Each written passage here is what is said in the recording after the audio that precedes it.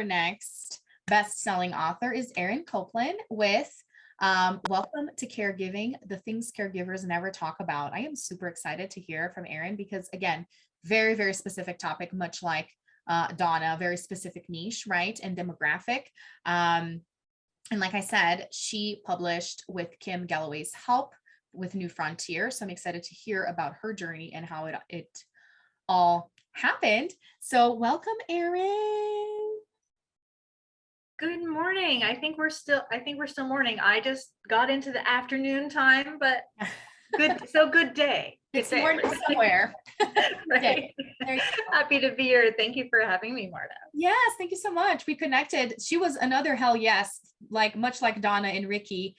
Kim put us in touch when we were just working out the details, I think last week, I don't know, the week before. And she was like, sure, let's do this thing. Yeah. So I'm super excited to get to know you and to get to know your story and how it all came about. So tell us more about the book and when you published it.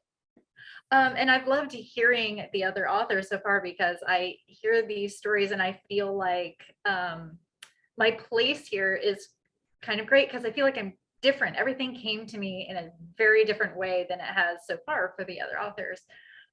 So my book is Welcome to Caregiving, the things caregivers never talk about. And it's exactly that. It is exactly that. I was a caregiver for my husband when he was diagnosed with liver cancer and underwent a liver transplant, complications with the transplant, and then his cancer came back. And so what made our story unique, and I say our because he's like the co-star in my book, but this book isn't me telling his story. This book it's about me and it's about how I was feeling. It spans over a decade of our lives in 3 different states with 3 different medical centers because we moved. And I felt like there wasn't anything out there for caregivers that was like this. Everything I was finding was like, you're an angel sent from heaven, taking care of somebody else, and you need to just really take care of you too. And that's all true, but there's the other side of it where there's times it really sucks. Yeah. It's really hard. There's sometimes it's straight up just a shit show. Yeah. Honestly. And I wrote a chapter about sex. I have a whole entire bonus section on food because food became an issue. Yeah, so I included hindsight sections because I was acting crazy. And then looking back, I'm like, okay, well, I was acting crazy because this. Yeah. And some helping hints to help people just find little things to cope. Not the big self-care. Yeah. And I just published in March as well. Oh, wow. So brand new. Oh my goodness. Oh, I love that so much. And now I'm excited to hear how you decided to actually write a book. Did anyone recommend it? Where does this idea come about? No, it was all my idea. Wow. And it was actually 2 years after his transplant when his cancer came back. And I would tell people our story, and because everything came to us in a very unique way, people were interested to hear the story when I told it. And I said, you know what? I feel like I need to start writing it down. I just need to write it down. Almost like a journal, but I was never a big journaler. And I would just sit there and I'd sit there on Sunday mornings and I'd be typing away. And Jerry would say, my husband, Jerry, would say, what are you doing? I'm like, oh, I'm just writing my book. And he'd go like, oh, wow. Okay. Whatever, Erin. And I got so far. So for me, the entire period from when I was like, I think I should write this until it published was almost 4 years. Oh, wow. So it was a long time for me. And I got to the point, I didn't know what I was doing. I didn't know how to publish a book. I didn't know how to write a book. I just was like, I need to put this out there. And because I was just called to do it, like there was no choice for me. It was, I need to do this. And I found Kim quite by mistake because I got stuck. I got stuck at a part. I'd written so far. I was like, there's something missing. I don't know how to close it out. I don't know what to do with this. I met her by mistake, and like, she's just my people. Mm. I did a workshop with her, and I was like, and this is, I didn't know I needed this. Mhm. I had no idea. And I said, yeah, this is it. We're going to get it done. Mm. And then once the process of the publishing, because you pretty much had the manuscript ready until you find Kim. How was that process? And then And I did. And that process too, that she taught me a lot of things. She taught me a lot of creative writing skills. So there were sections that were rewritten. okay.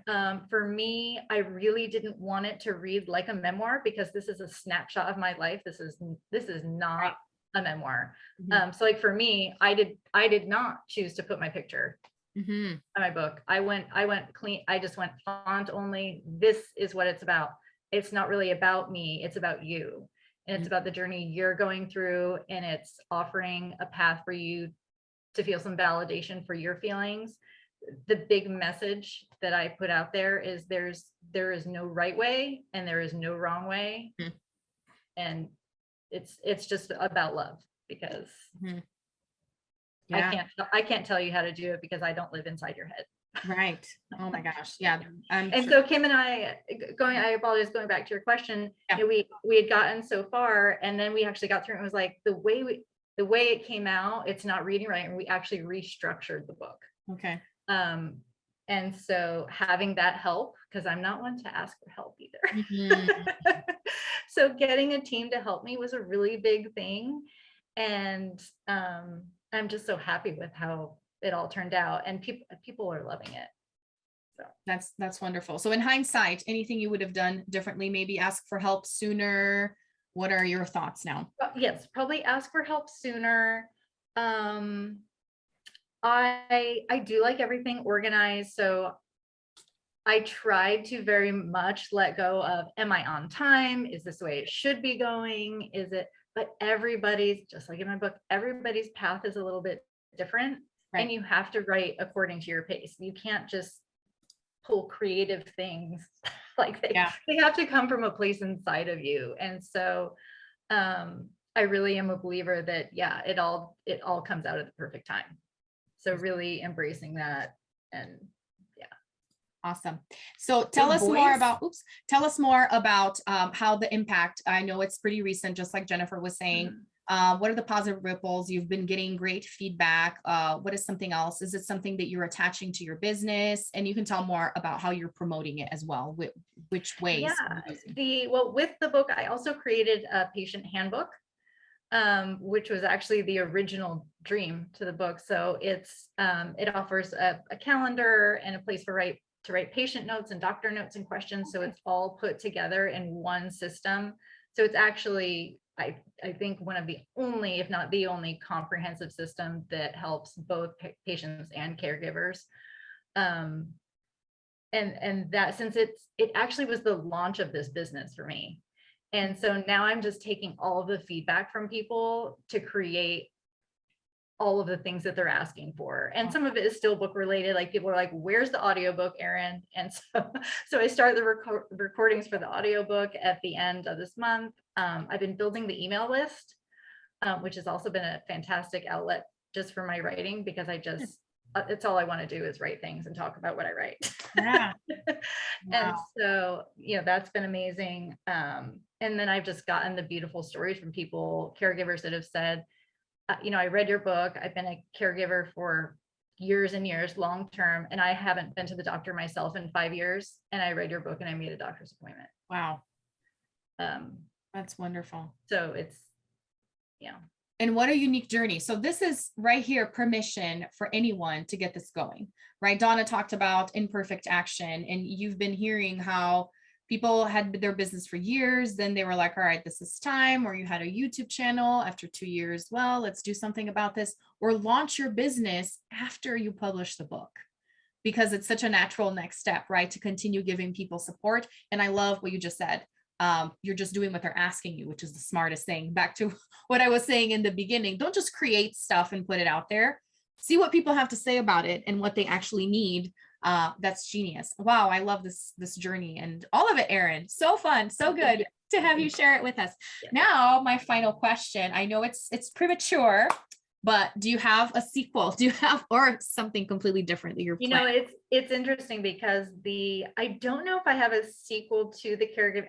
Actually, I probably do, because I have personally changed so much from when I wrote this book, because it started well over a decade ago. And so how I would approach things now is different from how I did in the book.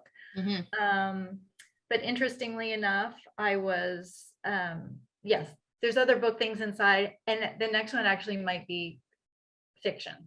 Ooh. But I'm toying with that. But I'm just letting myself just embrace that creativity and go with it. So Totally. So many possibilities, right? The world is your oyster, Erin. I love your top two, super sparkly. Thank you. Right, Tuesdays sometimes need sequins. So yes. Well, make sure you put your information in the chat for us to go and check out your book. I actually have a client that works in the caregiving space, helping people find the right care and communicate with the doctors, especially when they're caring for a family member that has rare diseases. So I will be sure and connect you two and have her. Because the handbook is a little mini binder system. Ooh. And so it's perfect for acute care things. It's got all the little tabs and wellness sections and calendar. And so everything goes to all the doctor's appointments with you. So it helps with organization. Get organized and stay on top of it. Wonderful. All right. Make sure you put all your contact information on there. Everybody, I'm sure you know somebody, if it's not you, that could use Erin's support, right? Or get her book and the handbook and all of that to stay organized. So make sure you connect with her. Thank you so much. This was wonderful.